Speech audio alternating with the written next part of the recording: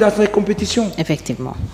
Alors, peut-être le dernier point, moi, lui, def débat aussi, hein, depuis que président Diomaye Fallou tànn Ousmane Sonko comme son premier ministre, ñu ngi wax probable dualité au sommet. Est-ce que bokk na ci li ngeen di ragal? Probable dualité au sommet. man ñaanuma ko yàlla. maintenant l'être humain est un être humain. mais man ñaanuma ko yàlla. Je pense que c'est un duo. Il faut absolument que ce duo réussisse. Moi, je suis dans une logique de ne pas être déçu. L'espoir des Sénégalais est trop grand pour qu'on mette en avant notre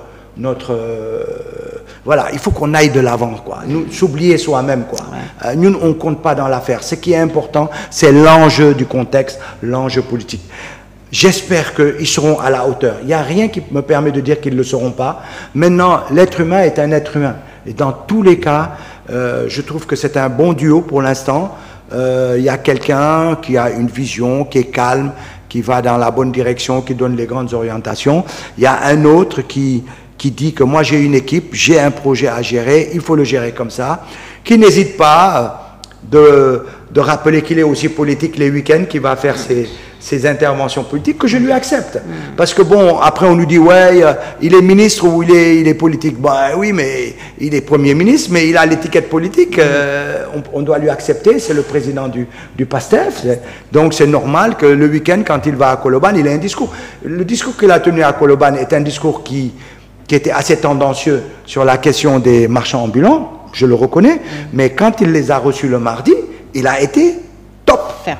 Parce que là, il a été vraiment clair sur l'intérêt général. Mais quand il les a vus à Colobane, il a été plutôt l'homme politique qui a voulu gérer sa base. Je le lui reconnais. Mais quand il a reçu à la primature ces gars-là, il leur a dit, il y a des choses, je ne l'accepterai pas. Même si vous êtes des pasteurs, etc. Donc, bon, après la presse, qu'est-ce que tu veux? La presse va mettre en avant dafay yéegeli ben yéegeli kii laa faral moom laa la wax su ñu nekkee dans des oppositions d'opinion su ñu nekkee dans des opinions de communautarisme on n'avance pas. La question c'est analyser nañ ko analyser ñu essayer xool ñaari discours yi essayer voir comment ça marche essayer voir est-ce que ça va dans le bon sens ñu discuter. Si on voit des choses qui vont pas du tout mais ñu critique ko sur la base d'analyse sur la base d'enquête et que ñu def noonu. Par exemple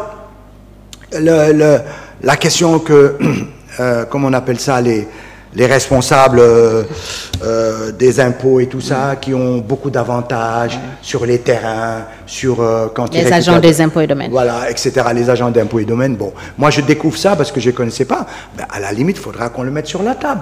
Si effectivement une institution ou bien certains fonctionnaires ont beaucoup d'avantages par rapport à d'autres et que ça ne justifie pas, on va le mettre sur la table. Ça fait partie de la bonne gouvernance. Si je suis d'accord, il va falloir mouiller. C'est tout. C'est pas, on va pas jeter l'anathème sur ceux qui en ont bénéficié parce que c'est normal. Ils en ont bénéficié, ils en ont bénéficié. Mais on va pas leur jeter l'anathème. Là où on va leur jeter l'anathème, c'est que si on pense qu'effectivement, après discussion, que c'est pas normal et que c'est disproportionné ou bien que c'est des Sénégalais qui sont au-dessus des autres, etc., il n'y a pas de raison. Il faut nous dire que, vous me demandez Gorée, taxe communale. On me fait payer une taxe communale. Oui. Mais dem Gorée. Mais dem ko contester. Je pense que ça, même si ça existe depuis des années.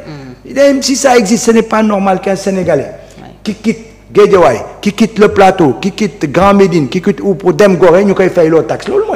Quand les insulaires ils viennent chez nous, est-ce qu'ils payent une taxe? Alors si on veut aider les insulaires Gorée pour faire autre chose, c'est pas en faisant une discontinuité dans notre territoire. Discontinuité sur un territoire warul am. Donc, est-ce que publication déclaration de patrimoine présent, gage de bonne gouvernance, voilà, c'est dans l'ordre normal des choses? Bon, moi, c'est-à-dire que c'est extraordinaire. On voulait que les gens fassent une publication de leurs biens et tout ça. Ouais. Il l'a fait. Tu dis que oui, il a un demi-milliard de richesse, il n'aurait pas dû l'avoir. Mais qu'est-ce que je m'en fous? Nous, c'est licite, on s'en fout. Si tu estimes que oui, un fonctionnaire de sa hiérarchie ne pouvait pas avoir ça, mais tu rentres dans des considérations. Man, par exemple, tu peux me dire, oui, pourquoi m'a amené? Et alors, si j'ai hérité, ça te regarde. Moi, je considère, celui qui met terrain de son syndicat, c'est comme s'il a hérité. Tu comprends? On n'a rien à dire. Mais si aussi d'accord, c'est qu'on met terrain, mais pas moi. Dire ouais, pourquoi il a une maison à Mermoz, c'est pas mon problème. Moi, ce qui m'intéresse, c'est qu'il a montré ce qu'il a et que ça me permettra de le suivre. Ce qui m'intéresse plus, c'est de dire, je suis à l'étape A, si nous demain à l'étape B, d'en vérifier, nous m'ont évolué si c'est concordant ou pas. Mais c'est étape A, comme les tenants et les aboutissants, comme déposer encore, étape A, il a été nérou. Et Bobo, il n'était pas encore président. Voilà, moi j'évite les polémiques qui ne nous font pas avancer. N'en dire que ça, c'est très bien Moudefko. Regarde, Macky Sall, il aurait dû nous faire un bilan en 2019. Est-ce qu'il l'a fait? Il ne l'a pas fait. On n'a pas pu vérifier en 2012 et 2019.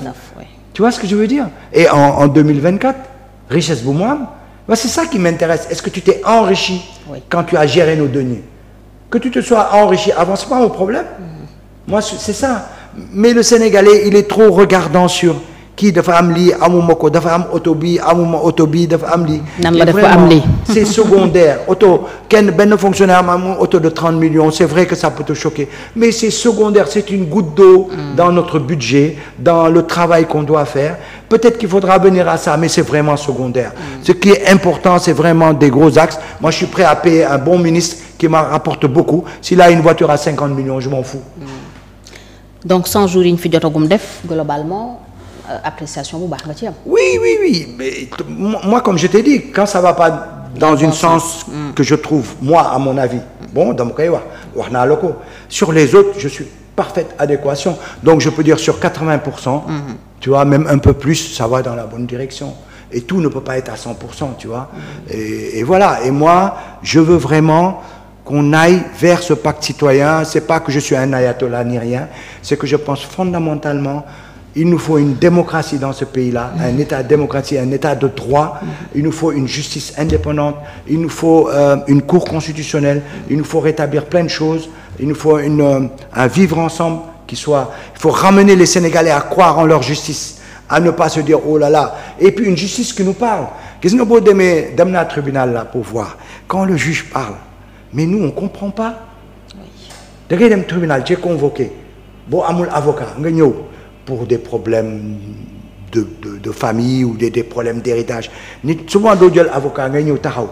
Juge lui dafay aussitôt nga ñëw taxaw mu wax la nga gis waa ji day continuer taxaw mu ne ko non c'est fini tu peux partir. waa ji ne ko ah bon mu continuer dem. C'est-à-dire en fait tu te rends compte. Parfois duñu comprendre sax verdict bi. Mais moom laa la wax. Parce que juge bi pare na. mi ngi passé à un autre dossier waa ji mu ngi taxaw. Effectivement. Donc tu vois que ça ne nous ressemble pas. Toi il faut que cette justice nous ressemble. Il faut qu'on parle en wolof. Il faut qu'on explique à nos compatriotes. Il faut qu'on. Mais il y a plein de choses. Juge bi suy wax wolof rek mooy de lay poser ay questions. Voilà. Et après ça le bon vouloir du juge n'est bon. Je suis de bonne humeur, je vais t'aider. Sinon, je suis strict. D'accord. Lolo, war nañ ko dépasser. Nous, on a un niveau tel que war nañu revoir notre justice pour que ça soit accessible, une constitution qui soit accessible. On parle souvent de nos dignitaires religieux. Mais bonne place la ñu am ci une constitution. Il est temps que ñu dugal leen ci place bu ñu war a wax ñu génn ci etc. def ay affaires yu claires. Donc c'est pour ça que il faut absolument moi